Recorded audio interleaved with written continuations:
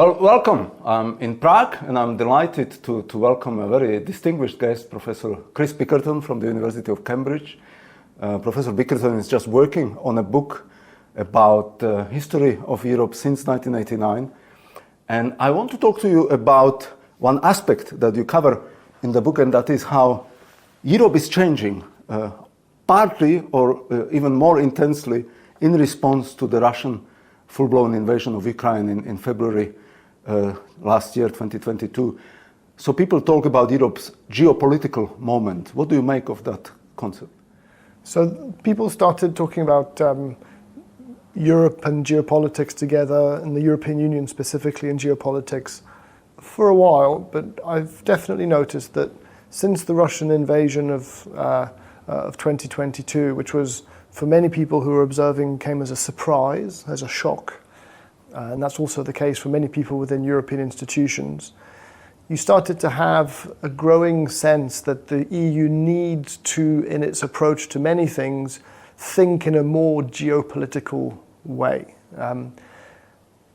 What that means exactly, what they think that mean when they say that, I think is that there's a greater attention to European interests, to the definition of European interests, a willingness to act in accordance with those interests rather than in line with certain broad values that the European Union also subscribes to.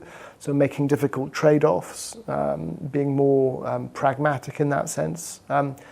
What struck me most of all about the way this geopolitical moment has been talked about is that it seems to me that it's been talked about in the way that we've been talking about Europe and its role in the world and Europe in global affairs and the EU and its foreign policy. It's the same that we've been saying for now 2 to 3 decades. Ever since in the late 1990s, the European Union committed itself to a security and defence policy, which was prompted partly by by NATO's intervention in Kosovo. It was partly a delayed effect of the Yugoslav wars of the early 1990s. It was partly a reflection of the ambitions of Tony Blair and Jacques Chirac at the time. But for all of these different reasons, we started to have this security and defence policy put in place and discussions about Europe having troops, having missions abroad, this kind of language. But what we say when we talk about Europe's geopolitical moment today, we always say Europe should think in this way, it should think in that way. Europe is at a crossroads and it must finally step into the world of power politics. And to be honest, exactly the same things have been said 10 years ago, 20 years ago, ever since the EU started to think seriously about having a security and defence policy. There is a lot of talk, but not quite the ability or the capability to live up to this talk. Well, so exactly that description is exactly the same sort of description that we've been hearing for a long time, is that Europe talks the talk, but it doesn't walk the walk. You talk about exhortative mode of geopolitics rather than actions, right? Yes, though I think in our discussions you've also used the term performative, which I think is maybe better, which is there's a call for action, a call to arms, language which is really emphasizing it's as if the European Union could become a security actor if it wants to enough, as if it's a question of will. And I think in many respects it's not just about whether you want something. There are many things I want that I can't get. So you can't reduce things just to will. And why can't the EU become a major geopolitical actor? So that's a really good question to which I'm not sure I have a particularly polished answer.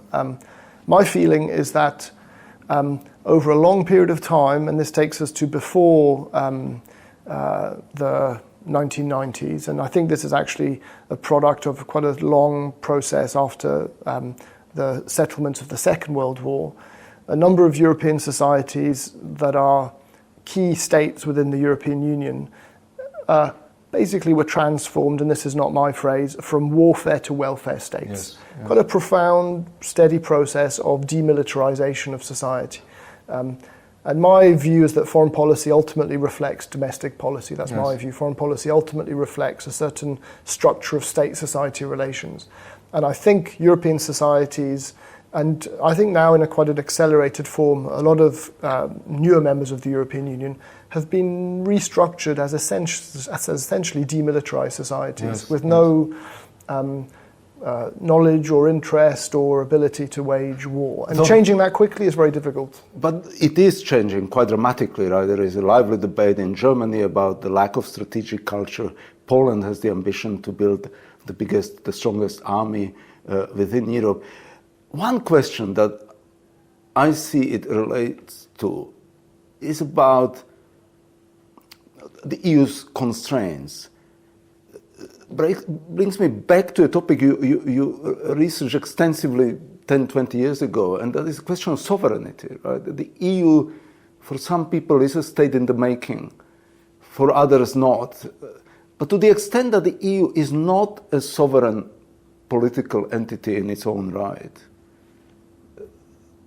it is then still within the power of member states to act as credible military actors, and member states through NATO, right, to act as credible military actors. So is that one of the sources of very real constraints as to how geopolitical Europe can be?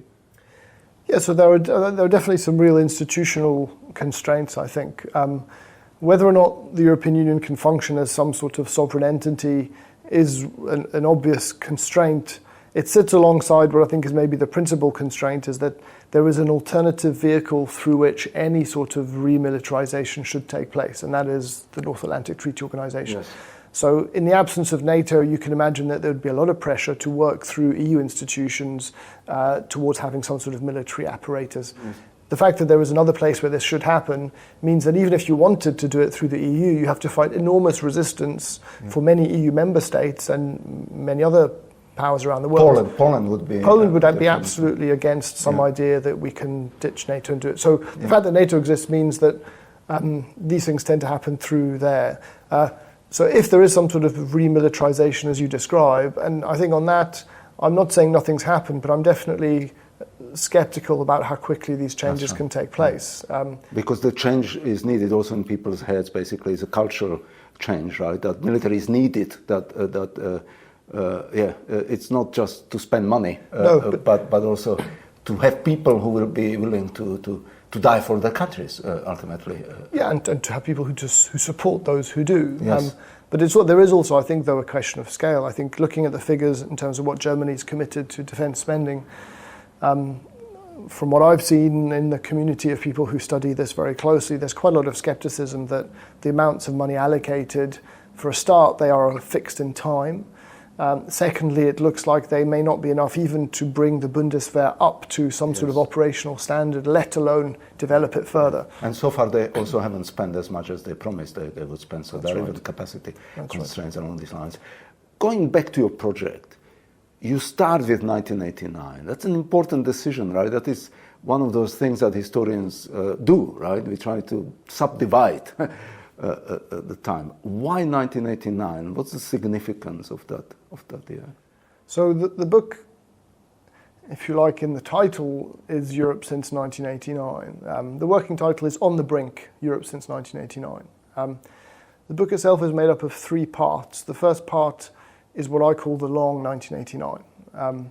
The second part is called Europe Recast, and then the third part is called On the Brink. But the first part, the long 1989, so I think the year 1989 itself is, of course, of considerable historical significance for a specific number of reasons. And here, right, like we are talking in Prague, in the Czech Republic, the Velvet Revolution of 1989. Exactly.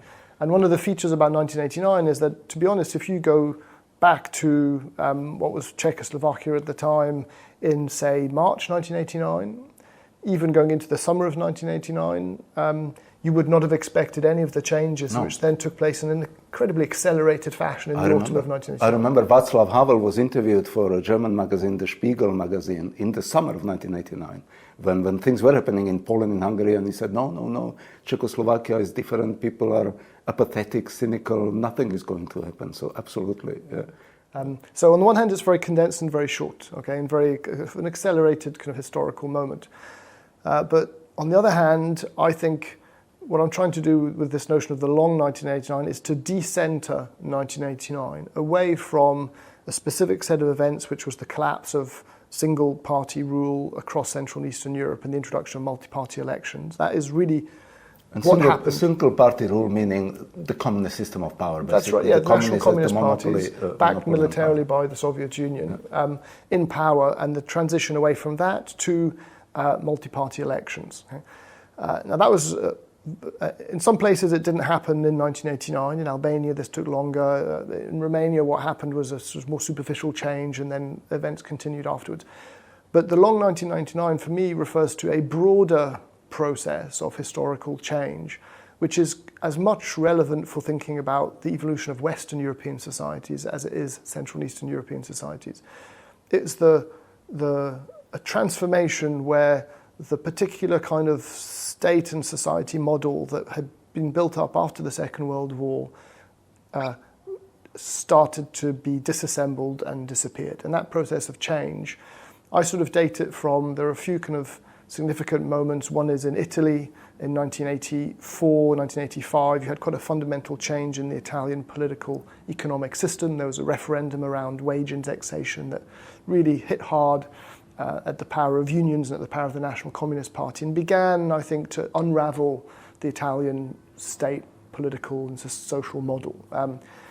And that process, I think, takes a long time in Western Europe, and in Central and Eastern Europe you have this broader process of change. And by the time we get to the mid-1990s, however, we have a certain homogeneity across different European societies, which is to say the political system, the parties have become a bit cut off from society. They're now sort of the parties that we know them to be today. The model of a market economy has been adopted. There's a certain homogeneity which then lays the basis for a profound recasting of Europe, and that's then the next stage. But so 1989 for me is a critical year sitting within a broader historical conjunction. You also distinguish between the kind of openness of that 1989 represented, right? That there were paths not taken. Would you explain what could have been? This is one of those questions that historians dislike, but we are political scientists, right? We are interested in studying continuity and change. What could have been in the 1990s in this region, in Central and Eastern Europe, and in the relationship between the West and the East? So I think the principal difference seems to me to be really about the nature of the European security architecture. And that presupposes many things, not least the question of what role should the United States play in European security. When we get towards the sort of winding up of the Cold War, I think that is a question that's very central amongst the minds of a lot of American policymakers. Don't necessarily take it for granted that things will continue, and so they wonder what will replace. That's right, because in their view, the collapse of communism basically meant that the US-led West prevailed, right? Well, it prevailed, but it also took away a justification for the existing architecture. Yes. NATO was a product of the Cold War, as much as the Warsaw Pact was a product of the Cold War. It expressed a certain set of attitudes that were quite closely connected to the division of Germany. And so what you have in 1989 and then into 1990 is a shake-up of all of that. Yes. Okay? The enemy seems to have gone. The principal sort of dividing line, which was the post-1945 settlement, which was meant to guarantee the absence of a resurgent dominant Germany again, was the division of Germany. That also disappeared. So many things are changing. And what's most curious for me is that looking back, the one thing that didn't change is a central role for the United States within NATO, which became bigger and more powerful rather than having dwindled. And if we go back to the early 1990s, there was a lot of questions about what would we do with NATO. It wasn't self-evident that it would continue, because after all, what was the purpose? Well, why was it there? Something else should replace it. And that something else logically would have been something run by Europeans for themselves, taking charge of their own security, because there's no need for this US involvement anymore. But none of that happened, and that seems to me sort of one of the mysteries of that period. Now, fast forward to the present, and that's kind of the last question I have. What does the Russian invasion of Ukraine mean to EU's ambition to European security? You know, people like Josep Borrell never stop talking about the need to speak the language of power, but as we discussed at the opening of this conversation, there are some very serious limitations to that ambition. So what does the Russian invasion of Ukraine mean to the EU's ambition to be a genuine security actor? So my personal view is I think it killed it. I think it was the definitive final nail in the coffin of this 25-year project of whether you call it European sovereignty or European autonomy and whatnot, right? Exactly. And which was incarnated in a specific European security and defence policy. I think it killed it because underlying that European ambition for its own security role was a desire to enfranchise itself from a US-dominated order. And that desire was, on the one hand, not shared by all European states at all. So you have a big divide between the more Atlanticist states and the more, if you want to call them Gaullist, or the sort of ones more focused on a European path. That was never agreement, always many divisions. On top of that, in terms of ability, material power, sort of military power, I think Russia's invasion of Ukraine made it very clear that the European states were very, very far behind and could only play a supporting role to the US, which was the only real power that mattered in terms of providing arms. And any ambition to be autonomous, to have an alternative to NATO. I mean, we have to remember that a few years before the invasion, French President Emmanuel Macron had declared NATO brain dead. Yes. You know, so this view of doing something else, doing our own thing in Europe exists. And I think after the invasion, it became very clear that there was nothing. There was no alternative. There was no alternative vision. There was no alternative mechanism to operate outside of NATO. There was no material capability to do so. So it really was consolidating that existing status quo. If you allow me one more question, because one actor that we didn't even mention, and when you talk about European security, it is an important actor, is the United Kingdom, right? The United Kingdom that is no longer a member of the European Union, but a formidable or an important member of NATO alliance and a very strong actor in relation to Ukraine. I would go so far as to say that without the US and the UK support, particularly in the early stage of the war, there would be no Ukraine today. So how do you see the UK's role, and how do you see Brexit, I suppose? You are one of the few academics I know who were not opposed to Brexit in the referendum. So if you don't mind me asking, like that kind of privilege of hindsight. Yeah, so I think it's been quite significant, the invasion, in making clear, as you say, the military significance of the United Kingdom. Yes. But the fact that it exists outside of the European Union structures has maybe sort of to some extent also reinforced NATO, which is to say that the UK operates through NATO and that becomes the institution, and there is no chance of it happening elsewhere because the UK isn't elsewhere, at least not within the EU. Ideological opposition to dealing with the UK from within the EU, a certain sort of, you know, the residues of sort punish them exactly, for Brexit, yeah, we want right? to, you know, not. I always thought that was certainly in foreign affairs going to be time limited because the three major powers, Germany, France, and the UK, really drove European security policy a lot, and so one was out, and so it would eventually come back in some moderated form. I think the main attraction for something like the European political community is that it does provide a forum whereby the UK can come. The UK, I think, was a bit reluctant. They didn't want it to be called the European Political Community. They preferred it to be called the European Political Forum or something, but then they accepted it and have taken part. And so I think the effect of the invasion has been to slowly pull down some of these barriers to renewed cooperation in foreign and security affairs with the UK, out of necessity, I think. Professor Bickerton, thank you for your time. It was great, very, very, very interesting for us. My pleasure. Thank you. Thank you, Stefan.